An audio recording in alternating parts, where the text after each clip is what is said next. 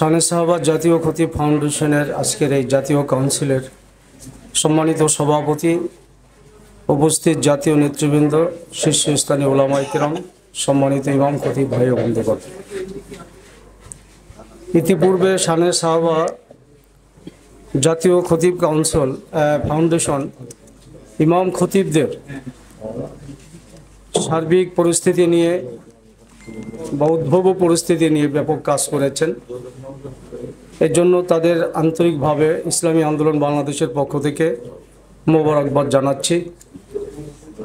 পাশাপাশি আলোচনা অনেক হয়েছে। আমি উলামায়ে কেরামদের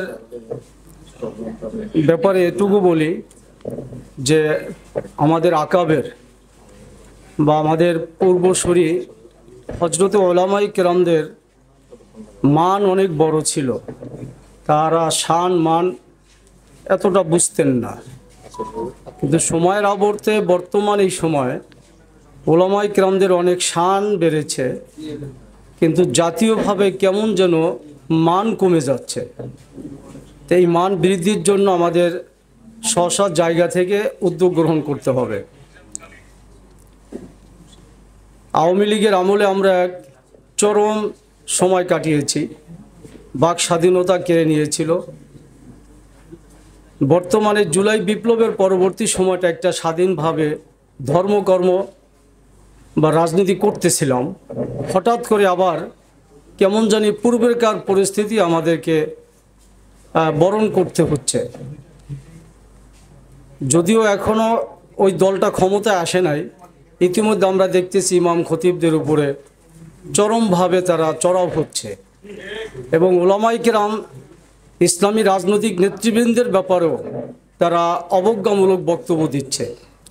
তো সেই জায়গা থেকে উলামায়ে কেরাম, আমরা ইমাম খতিবরা যারাই আছে বা ইসলামী রাজনীতিবিদরা যারাই আছি, তাদের চূড়ান্ত লক্ষ্যে পৌঁছার একটাই মাধ্যম, সেটা হলো ক্ষমতার জায়গায় আমাদেরকে বসা।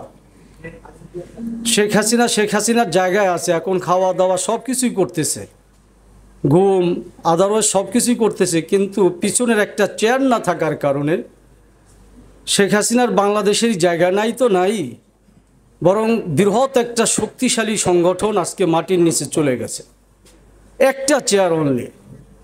তাই উলামায়ে কেরাম, এই পীর মাশায়েখ, ইসলামী রাজনীতিবিদদের ওই চেয়ার ক্ষমতার এই জায়গাটায় আমাদেরকে বসার জন্য চেষ্টা করতে হবে। বাস্তবিকভাবে বিএনপি বলেন, আওয়ামী লীগ বলেন বা বামপন্থী আর অন্যান্য ডানপন্থী সংগঠন বলেন, এরা ওই জায়গায় বসার জন্য সবাই নিজ নিজ জায়গা থেকে চিন্তা পরিকল্পনা এবং চেষ্টা করে। আর ইসলামের রাজনীতি নাই বা ইসলাম নিয়ে রাজনীতি করা যাবে না, এই কথা বলে আমাদেরকে বিভ্রান্তির মধ্যে ফেলে ওই জায়গা থেকে আমাদেরকে বিচ্ছিন্ন রাখে। এই জন্য এই 54 বছরের মাথায় বাংলাদেশে একটা সুন্দর সময় এসেছে জুলাই বিপ্লব পরবর্তীতে। আমি যদি অন্য প্রসঙ্গে বলছি, সেই জায়গাটা সেটা হলো টোটাল বাংলাদেশের ভিতরে একটা আওয়াজ, কৃষক, শ্রমিক, শিক্ষিত, অশিক্ষিত, ছোট বড় এবং হিন্দু ধর্ম খ্রিস্টানদের মধ্য থেকে আমরা এই আওয়াজটা পেয়েছি যে আমরা 71 থেকে এই পর্যন্ত। আর তরুণ সমাজের মধ্যে তো একটা স্লোগানই আছে, নতুন বাংলাদেশকে আমরা নতুনভাবে সাজাতে চাই। তো সেই জায়গা থেকে সবারই একটা কথা আছে, সেটা হলো আমরা বিএনপি আওয়ামী লীগ সব দেখেছি, আমরা এবার হুজুরদের ক্ষমতায় দেখতে চাই। এই আওয়াজটা ব্যাপক। এর জন্য এখানে অনেক রাজনীতিবিদরা আছেন, অনুরোধ করব, উলামায়ে কেরামরা আছেন, এই আওয়াজটাকে কাজে ব্যবহার কিভাবে করা যায় পরিকল্পনা নেন। ওই ক্ষমতার জায়গায় উলামায়ে কেরাম ইসলামী রাজনীতিবিদদের না বসা পর্যন্ত হাজারো আইন করবে, এই আইন কোনো কাজে লাগবে না।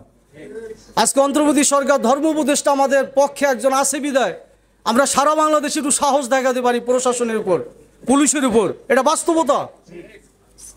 কিন্তু এই জায়গাটা পরবর্তীতে যদি ব্যাপক আকার ধারণ করে উলামায়ে কেরাম ইসলামী দলের পক্ষে, তাহলে অটোমেটিকভাবেই ইমাম খতিবরা স্ব মেম্বার থেকে সক্রিয়ভাবে বক্তব্য দিতে পারবেন, ওয়াজ করতে পারবেন, কেউ দমিয়ে রাখতে পারবে না। পীর সাহেব চরমনাই ইতিমধ্যে এক বাক্স নীতি নিয়ে জুলাই আগস্টের বিপ্লবের পরবর্তীতেই উলামায়ে কেরামদেরকে নিয়ে বারবার বসার চেষ্টা করছেন। দোয়া করতে থাকেন। আমরা এটা চাই যে আগামী নির্বাচনে একটা বাক্স ইসলামের পক্ষে আসো, এটার জন্য সর্বস্ব চেষ্টা করেন। ক্ষমতার এই জায়গা না যাওয়া পর্যন্ত আমাদের ভাগ্যের পরিবর্তন হবে না। আল্লাহ তাআলা আমাদেরকে কবুল করুক, জাতীয় শানে সাহাবা জাতীয় খতিব ফাউন্ডেশনকে কবুল করুক। আমিন ওয়া আখির দাওয়ানা।